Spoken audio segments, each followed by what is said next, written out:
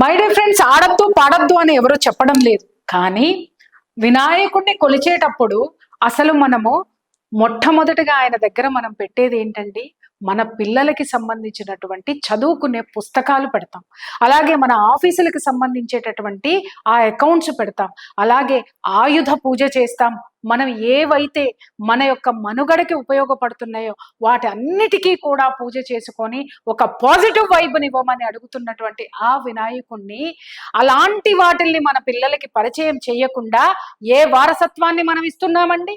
భజనలు పరిచయం చేయడం లేదు, స్తోత్రాలు పరిచయం చేయడం లేదు, అలాగే ఏ విధంగా నృత్యాలు చెయ్యాలి అనేటటువంటిది కూడా మానేసి మన పిల్లలకి క్లబ్బులు పబ్బుల్లో ఎగిరేటటువంటి ఆ కుప్పి గంతుల్ని మనం వారసత్వంగా ఇస్తున్నామా? భగవంతుడి దగ్గర ఉండాల్సినటువంటి భక్తి, ఆ భక్తి పారవశ్యం, ఆ భక్తితో భగవన్నామ స్మరణ ప్లేసులో నీ పిల్లలకి నువ్వు ఏ వారసత్వాన్ని ఇస్తున్నావు? ఎలాంటి తత్వాన్ని ఇస్తున్నావు? భక్తిని నూరి పొయ్యకపోతే గౌరవం ఎక్కడి నుంచి వస్తుంది? గౌరవం లేకపోతే రేపొద్దున నీ పిల్లలు ఇలాంటి కల్చర్ తోటే నీకు ఎదురు తిరిగిన రోజున అప్పుడు వెనక్కి తిరిగి భగవంతుడిని ఏమంటావు?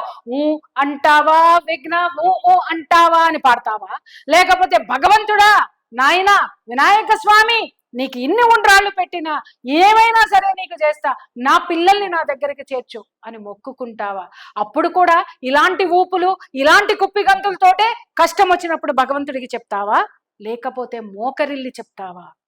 నువ్వు పూజించేటటువంటి పూజలు, ఇక్కడ ఉన్నటువంటి మహిళలందరికీ చెప్తున్నాను, లలితా సహస్రనామాలు చేస్తారు, పారాయణ చేస్తారు, రామాయణాలు చదువుతారు, భారతాలు భాగవతాలు ముచ్చట్లు పెట్టుకుంటారు. మరి ఇక్కడికి వచ్చేసరికి ఎందుకండి వినాయకుడిని అంత చీప్గా చేస్తున్నారు?